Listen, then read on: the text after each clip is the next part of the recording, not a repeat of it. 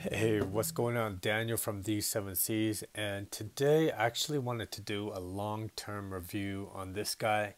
This is the Oz Machine Roosevelt. I did an unboxing and first impressions. Wow, it's been maybe a few months now, or a few weeks. I can't recall, but I've carried and used this knife on pretty much as an EDC for the past I think it's probably a few weeks now, maybe a month and a half or 2 months. And so I feel like I have a better sense of what this knife is about and whether I still think this is a fantastic knife. So with that being said, let's just get right into it. So this really needs no introduction, right? This knife has been around for a few years now, and it's just gotten rave reviews and just so much just love, right? I would say probably this is still one of the most sought after kind of the EDC knife out there today. And I do start to, I am seeing them more readily available in the secondary market, especially if you join their Facebook group. But also, I think Oz Machine Company, they have expanded their capacity and their staffing. So I'm seeing more of these guys out in the wild. You could try to win via like a lottery on their website as well. They kind of tell you when they're going to be dropping, and you get a chance to kind of win one straight from Oz Machine Company. But I got this on secondary. With that being said, quick comparisons. Let's do this. I'm going to bring out some heaters. You got the mini Arius, Koenig mini Arius, and then I just want to bring out, boom, and then you got the Brown mini FSD. I would say definitely these two are very similar in length. This definitely longer. I did do like a three-way battle of the blades between these three, so check it out. Let me go ahead and put this away. Let me bring out something maybe that's a little bit more common. This would be the Hinder XM18 3.5. Definitely a beast of a knife. And then maybe something a little bit more comparable would be the Strider SJ75S Baby Huey. I would say in terms of lengthwise, these two are definitely very similar. And let's do one more. Let's do this guy. This is the Chris Reeve Large Sebenza 21 in that beautiful Chad Nichols Raindrop Damascus. And then I got the large Sebenza 31 in their, what do you call it, their Magna Cut blade. So yeah, as you can see, this is definitely a lot more compact EDC friendly blade for sure.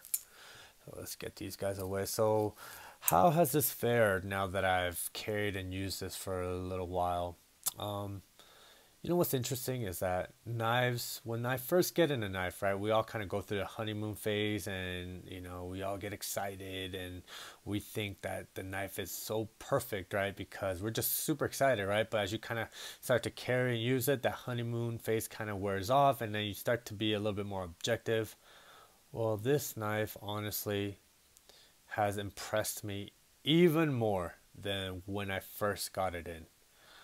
Mainly because the cutting performance on this guy is just phenomenal. It is just ridiculous. This, you know, Magna Cut blade, they believe they tapped this at 62 to 64 HRC, has been just a phenomenal blade steel. Just this very tall, large, you know, full flat grind has just sliced and diced through material like nobody's business. Like, I have never felt a knife cut through just boxes, cord, food as easily as this guy. You know, oh my gosh, the cutting performance just really made this knife just jump into another dimension, right? I mean, the action continues to be absolutely stellar, super snappy. It's just buttery smooth. It's not like guillotine drop shutty smooth, but it's like it's like close, you know. It's I this is the kind of action that I love the most. You know, not guillotine, but it's kind of like vault like, but it's just ultra smooth, buttery smooth. So I'll feel like this is it kind of has like a flavor of Chris Reeve knives, but it's just like way more snappier, detent in action. And I don't know how they pulled it off, but look at how that large kind of that hole, it just really integrates well right into that finger choil, and it's like perfectly placed. It's like they found that perfect like ratio where it's just like I don't feel like I'm like straining my finger to try to reach that, you know, that hole, but it's just like it just feels very natural, just boop, and that action, that blade just snaps right out. Gosh, man, this knife is so comfortable in the hand. Like no hot spots whatsoever. I mean, all the edges are chamfered. You know, even this pocket clip is just so well placed and so well done that I don't feel it in my palm whatsoever. Like, you know, sometimes you could kind of feel pocket clips, you know, in the palm of your hand, but this one just feels, I don't feel anything. You know, maybe it's like it's because it has a very flat profile. You know, overall this knife has a very flat profile, as you can see, right? There's no contouring really on the blade scale. It's a very flat feeling knife, but it feels very, very good in hand.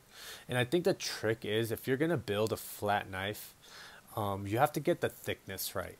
All right, because you know, so if it's, I feel like if it's too thick, then it starts to feel like boxy in the hand, and if it's too thin, you feel like you don't have a lot of material to kind of hold on to, right? So it's like I don't know. There's like I feel like there's like this magic kind of a thickness.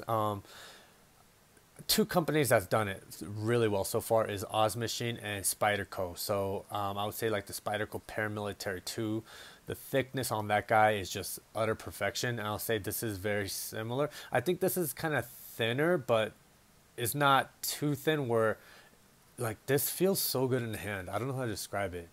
You know, so if you're gonna make like a flat kind of a boxy kind of a knife, you know, make sure that you kind of dial in that thickness, because that's I think really what's gonna make or break the feel in the hand, right? Because you don't really have none of the contouring or anything really going on, right? So, oh, this thing has been just an absolute joy to use and to hold and to cut with and carry.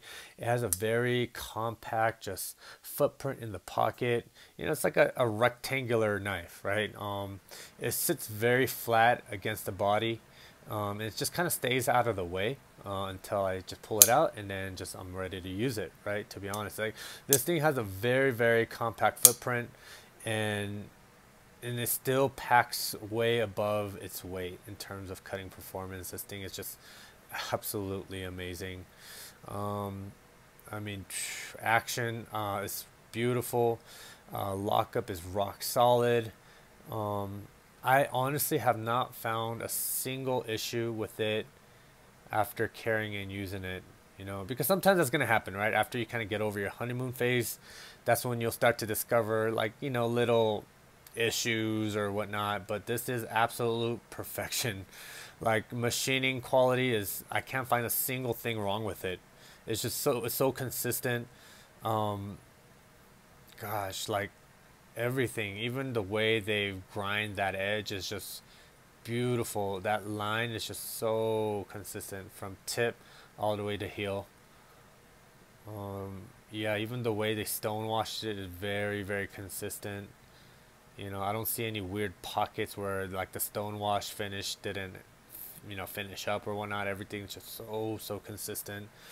I mean, they're doing things very, very, very right over there at the Oz Machine Company. So I'm super excited, especially because I did just see a release, a little kind of a sneak peek of an XL Roosevelt. So, oh my gosh, I'm gonna imagine that when that thing drops, it's gonna sell like hotcakes on a cold winter's day.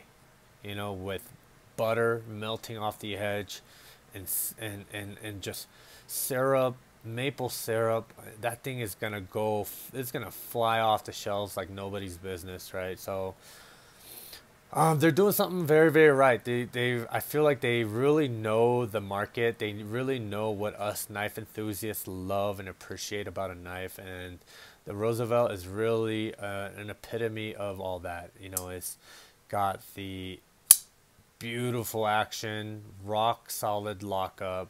Um, Feels so good in the hand. Has a phenomenal cutting performance. The only knock, okay, let's do this. The only knock I have is honestly very, very, very subjective, and it's just I do think the silhouette of this knife or the kind of visual aesthetic of this knife is not like super cool looking.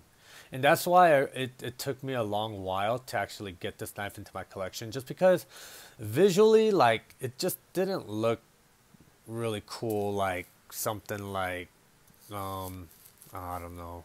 I feel like the Chris Reeve Large Simmons of 31 is a very beautiful looking knife. I'll be honest, the first thing that attracts me to a knife is the way it looks, you know, and then I'll get into like the specs and all the features of it. But the first thing that always draws me is the way the knife looks, you know, and so, you know, the Mini FSD, I think it looks just beautiful. I think the Mini Arius looks amazing, right? Um, I mean, even the Hinder XM18 3.5, I think this knife looks so awesome. So, like, I just really didn't think, honestly, the Oz Machine Roosevelt looked all that pretty to me.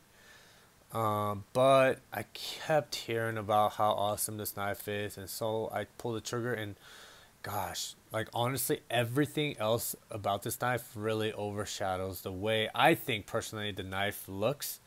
Like I don't think it looks bad. Honestly, it's not like a Spyderco where you know what I mean, where it's kind of like ugly, but then everything else is like super dope. Like I feel like it looks nice. It looks cool.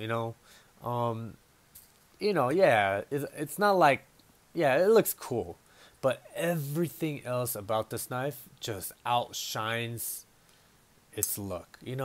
It's like maybe when you're dating, right? You're dating a girl, or you're dating a guy. I don't know whoever's watching, a girl or guy, and maybe they're like their physical appearance is maybe like a 7.5, but their personality is like a 10.0, right? And I would say this knife is kind of like that, right? Like visually, I would say it's like, yeah, 7.5, but the personality and the features and everything else about this knife is 10.0 solid. So I'm so glad that I have this in my collection. This knife has just been amazing. I find this in my pocket on a regular basis, and I have some pretty awesome knives in my collection. But this guy, I just keep reaching for this guy just because it has everything that I'm looking for in a everyday carry. Just the quality's there, the cutting performance is there, the comfort is there, the lockup action is there. I mean, yeah, like the craftsmanship is absolutely there, and I love how they really treated this Magna Cut blade. It's just stellar. And then then they do things like this where they mill like really cool like patterns on the handle, right? I like this one. This is kind of like the dark wash. I think they call it like frag radial dark wash pattern or something like that. I really like this. Anyway, that is my long-term review on the Oz Machine Roosevelt. If you're on the fence about getting this guy because of the way it looks or it just doesn't really appeal to you for whatever reason, try it out. Trust me, like you'll thank me for it, because this is one of those knives. Honestly, it doesn't look very all that appealing on paper, but once you get it in hand, you understand, and I've come to understand why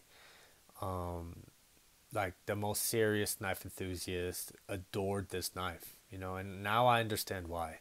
But it's only something that you can fully appreciate if you actually get it in hand, you know. So if you want to take my word for it and pull the trigger, I'd say go for it, because this knife has been worth every minute of the time I've spent with it, and it's gonna stay here for a long, long time. I don't see it going anywhere, you know, to be honest. With that being said, feel free to drop down your comments or your questions below, and I will see you guys later.